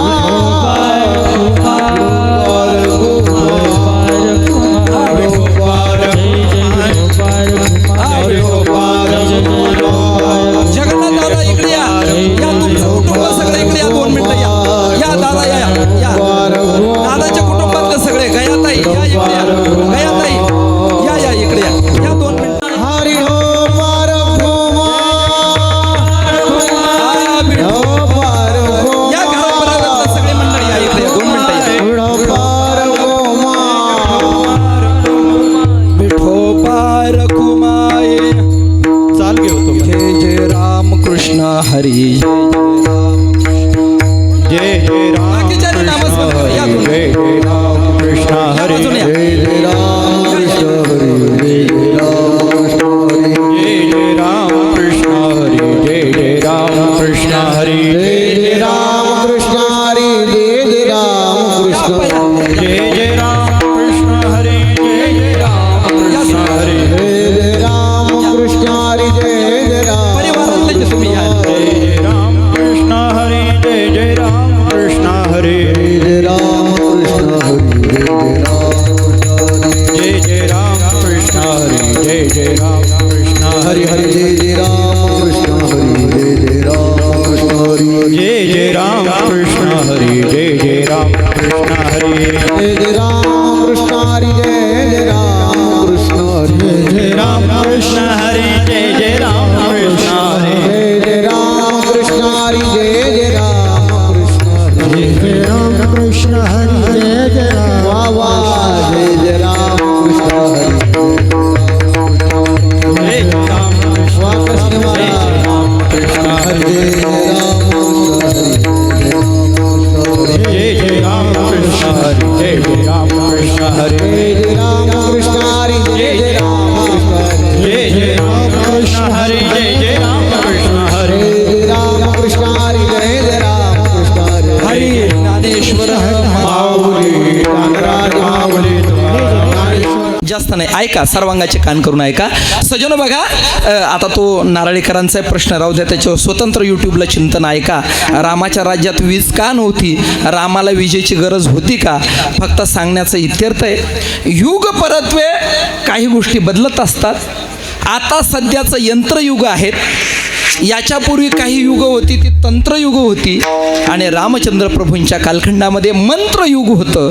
आणि म्हणून मंत्रयुगामध्ये मंत्राच्या द्वारे सगळ्या प्रकारच्या गोष्टी काय व्हायच्या तर तिथं प्रगट व्हायच्या. ब्रह्मास्त्र सुद्धा मंत्राच्या द्वारे काय व्हायचं तर त्या ठिकाणी प्रगट व्हायचं आणि ते दुसऱ्यांचा संहार करायचा. तो मंत्रयुगामधला प्रश्न आहे. सज्जनो, आपण अज्ञानी आहोत म्हणून आपल्याला विज्ञानाची गरज आहे. जे सज्ञानी आहेत त्यांना विज्ञानाची गरज नाही. माऊली ज्ञानोबा सांगतात येर प्रपंच हे विज्ञान तेच सत्यबुद्धी ते अज्ञान हेही जाणं सांगितलं बरं का. विज्ञानाच्या ठिकाणी ज्याची सत्यबुद्धी त्याचं नाव अज्ञान आहे. आणि राम काही अज्ञानी नव्हते, ते ज्ञानी होते म्हणून त्यांना विजेची गरज नव्हती बरं का. म्हणून विज्ञानवाद्यांनी श्रेष्ठ आहे. मला सुद्धा विज्ञानाची गरज आहे कारण का मी अज्ञानी, बरोबर आहे का नाही. मग अज्ञानी लोकांना विज्ञानाची गरज आहे म्हणून रामाच्या कालखंडात ब्रह्मास्त्र नव्हतं ही गोष्ट याच्यावर शंका घेणं हे सुद्धा अज्ञानाचाच परिपाक आहे. म्हणून मोठे लोक हा विचार करतात, याचं मोठं दुर्दैव वाटतं महाराज. त्या ठिकाणी इंडोनेशिया सारख्या देशामध्ये देशाचं चलन ते रुपया नाही म्हणत, त्याला एक राम म्हणतात, 2 राम म्हणतात. त्यांच्या देशामध्ये रुपयाला राम म्हणतात नाही का. आणि ज्या देशात रामाचा जन्म झाला ते रामावरती शंका घेतात. त्याच्यापेक्षा दुर्दैव काय. असो सज्जनो, बघा प्रसंग असा झाला की जन्मेजयाला वाईट या गोष्टीचं वाटलं की तो तक्षक येत होता आणि येत असताना ज्यावेळी या असणाऱ्या परीक्षितांना जो तक्षक दंश करणार होता त्याचं विष उतरवण्यासाठी तो मांत्रिक येत होता, तो ब्राह्मण. पण येत असताना तक्षकाने मानवी वेशात होता. म्हणजे कुठे चला काही नाही म्हटले राजा परीक्षितीला आणि ते सर्प दंश होणार आहे. काय करणार म्हणजे विष उतरवणार. अरे म्हटले तो तक्षक काय सामान्य आहे का. तो काही घरामध्ये निघाला काय इरुळा आहे का त्या ठिकाणचा. अरे तो तक्षक आहे. म्हटले तक्षक असो नाही त्याचा बाप असू द्या म्हटलं, काय जे असेल ते असू द्या. आणि मग अरे म्हटले जो तक्षक तिथं दंश करण्यासाठी चालला तो मीच आहे. आणि असं म्हटल्यानंतर महाराज असा रूप पालटलं आणि असा फुत्कार केला त्या तक्षकाने. विशाल अशा पद्धतीचं रूप प्रकट झालं तक्षकाचं. आणि तक्षकाचं रूप प्रकट झाल्यानंतर त्यांना वाटलं ब्राह्मण घाबरेल. पण ब्राह्मण महाराज नाग म्हटल्यानंतर आपल्याला काय येते जाऊ द्या नाही का. पण एवढा भयंकर विषारी सर्प पाहिला पण ब्राह्मण डगमगले नाही. कारण ब्राह्मणाला माहिती होतं की हा परीक्षितीला दंश करण्यासाठी चाललेला आहे. तो आपल्याला दंश करू शकत नाहीत. कारण का सज्जनो, सर्प कोणालाही चावत नाहीत. ज्याच्याशी वैर आहेत त्याला सर्प चावत असतो. वैर जन्मांतरीचे सर्पा मनोनीनं जचे. सर्प कोणालाही चावत नसतो. सर्प हा ज्याचं वैर आहे त्यालाच चावत असतो महाराज, कोणालाही तो चावत नसतो बरं का. असो मग प्रसंग असा आहे सज्जनो, या स्थितीमध्ये त्यानं आपलं रूप प्रकट केलं. ब्राह्मण घाबरले नाही. आणि मग त्या असणाऱ्या तक्षकाने समोर एक हिरवं झाड होतं वडाचं. त्या झाडावरती पक्षी बसलेले होते, खाली गायी बसलेल्या होत्या. आणि या तक्षकाने काय केलं नुसता फुत्कार केला आणि त्या झाडाच्या बुडाला डंक केला. एवढं भयंकर विष सोडलं की त्या विषाने तो वृक्ष होरपळून गेला. ते असणारे पक्षी वगैरे सगळे जळून खाक झाले आणि खालचे असणारे जनावरं सुद्धा मेले. आणि मग सांगितलं आता काय करायचं ते कर. असं म्हटल्यानंतर त्या ब्राह्मणाने फक्त मंत्र टाकला, ते झाड पूर्ववत केलं. त्याच्यावरचे पक्षी पूर्ववत केले आणि त्या संपूर्ण गायी सुद्धा पूर्ववत केल्या. आणि लक्षात आलं तक्षकाच्या अरे याची ताकद सामान्य नाही. हा जर गेला तर ऋषीपुत्राचं वचन सुद्धा हा मिथ्या करू शकतो. मग तक्षकाने काय सांगितलं, बाबा कशासाठी चालला म्हणले आम्हाला काय की त्या ठिकाणी मंत्र टाकायचा आणि त्याच्यातून त्याला जिवंत करायचं आणि धन संपत्ती कमवायची. जसं काल आम्ही ज्यांच्याकडे गेलो ते आपल्या गावचे व्यायी आहे त्या ठिकाणी, त्यांचं काम काय जिथं असेल तिथं पाणी द्यायचं, बरोबर आहे का नाही. असं पाणी द्यायचं. ते आमचे नाना खूप चांगला स्वभाव. काल मी त्यांच्या घरी गेलो. आमच्या असणारे तासकरांचे ते व्यायी आहेत, खूप चांगले ते नाना बिचारे कायम आश्रमात येतात नाही का. पाणी द्यायचं 100% लागणार आणि मग त्याच्यामध्ये त्यांना दान दक्षिणा मिळतच असते. म्हटले त्याच्यासाठी मी चाललो. अरे म्हटले मग तुला धनच पाहिजे ना. तिथंच काय केलं, धनाची कढाई दिली, तुला जेवढे घेऊन जायचं घेऊन जा. ब्राह्मण तिथून परत गेला. जन्मेजयाने सांगितलं ठीक आहे तक्षकाने काय करायला पाहिजे होतं? तुझं दंश करण्याचं काम होतं, तू फक्त दंश करायला पाहिजे होता. त्या मांत्रिकाला तू परत का पाठवलं? याचा राग तक्षकाला आला, त्या आपल्या जन्मेजयाला आला. आणि म्हणून जन्मेजयाने काय केलं? सर्पयाग केला. आणि त्या सर्पामध्ये सगळ्या सर्पांची आहुती पडायला लागली. आणि ती आहुती पडत असताना मात्र त्या ठिकाणी असा प्रसंग निर्माण झाला की तक्षकाची आहुती टाकली. तक्षकाय स्वहा म्हटल्यानंतर तक्षक काही येईना, कारण इंद्राने त्याला अभय दिलेलं होतं. जन्मेजयाने सांगितलं ब्रह्मवृंदाला का येत नाही तो? म्हटले ओ इंद्राच्या सिंहासनाला तो लपेटून बसलेला आहे. म्हटले मग असा मंत्र टाका, इंद्राय तक्षकाय स्वाहा असो म्हटल्यानंतर अशी आहुती म्हटल्यानंतर इंद्र घाबरला. इंद्र म्हटलं ए बाबा तुझी तुझा, माझं आसन डळमळीत व्हायला लागलं. आणि मग ज्यावेळेस तक्षक खाली यायला लागले अशा कालखंडामध्ये जे असणारे आस्तिक नावाचे मुनी, बरं का, आस्तिक नावाचे मुनी ते तेवढ्यामध्ये आले. त्यांनी बरोबर आणि राजाने सगळ्यांना तिथं यायला बंदी केलेली होती, परंतु नोकरांना सांगितलं मी तर राजाची स्तुती करण्यासाठी चाललो. आणि असं म्हणून ते आतमध्ये गेले. आणि आतमध्ये गेल्यानंतर वरदान मागून घेतलं जन्मेजयाकडून, मी मागेल ते द्यायचं. बाकीच्याने सांगितलं असं करू नका, हा सर्पसत्र बंद होईल आणि तुमचं असणार. पण त्यांनी सांगितलं नाही. जन्मेजयाने सांगितलं की माझं वचन आहे. आणि शेवटी मागायला सांगितलं. म्हटले अरे जन्मेजया, यामध्ये विधीचं विधान होतं, ऋषिपुत्राचा शाप होता आणि म्हणून तक्षकाने दंश केला. याच्यात तक्षकाची काय चुकी होती? आणि अशा पद्धतीनं राजाची बुद्धी परावर्तित केली. ही सुद्धा साधूची ताकद असते, ऋषींची ताकद होती. आणि म्हणून ऋषींच्या असणाऱ्या शक्तीमुळे शेवटी जन्मेजयाने वचन दिलेलं होतं. आणि मग राहिलेले सर्व सर्पकुळ त्या ठिकाणी वाचलं आणि संपूर्ण सर्पकुळ वाचवलं. त्याच्यामध्ये तक्षकालाही वाचवलं. काही राहिलेले जे सर्प होते ते सुद्धा पाताळ लोकातून वरती यायला लागले होते, त्यांना पण वाचवलं. आणि काही सर्प जे होते त्यांची आहुती त्या असणाऱ्या यज्ञकुंडात पडलेली होती, ते होरपळलेले होते. अशा अवस्थेमध्ये या आस्तिक मुनींनी काय केलं तर गावठी गाईचं दूध घेतलं आणि ते काय केलं त्या सर्पांच्या अंगावरती टाकलं. त्यांना शीतळता प्राप्त झाली. त्या गाईच्या दुधाची ती ताकद, ती शक्ती. आणि म्हणून नागपंचमीच्या दिवशी नागाला दूध देतात, नाही तर नाग काही दूध पित नाहीत, बरं का. नाग काही दूध पित नाही, परंतु त्याच्यासाठी काय करतात तर ते दूध तिथं आपण टाकत असतो, असा त्याच्या मागचा भाव आहे. सजनो ध्यानात ठेवा, ही शक्ती जर कशाची असेल तर ही मंत्राची शक्ती आहे. आणि म्हणून या मंत्रशक्तीच्या द्वारे त्या असणाऱ्या तक्षक नावाच्या सर्पाने आणि इतर सर्पकुळाने काय केलं, एक वरदानच देऊन टाकलं की नागपंचमीच्या दिवशी, दिवाळीच्या दिवशी, दसऱ्याच्या दिवशी जो जप करतो मुनिराजम अस्तिकम नमः, मुनिराजम अस्तिकम नमः, मुनिराजम अस्तिकम नमः या नावाचा जो जप करतो त्याच्या जीवनात त्याला सर्पदंश होणार नाही. आणि झाला तरी त्या विषाची बाधा त्याच्यावरती होणार नाही. म्हणून जर एखाद्याला सर्पाची भीती वाटत असेल, आपल्या स्वप्नात जर सर्प येत असतील तर मुनिराजम आस्तिकम नमः या नावाचा आपण काय करावं, जप करावा. कालच्या चिंतनात म्हणलं भूतजात वंदोनी, त्याच्यामध्ये सर्पाची सुद्धा पूजा शास्त्राने सांगितली. आणि म्हणून आपल्या संस्कृतीने ते पूजन करावं. विठ्ठल जय जय.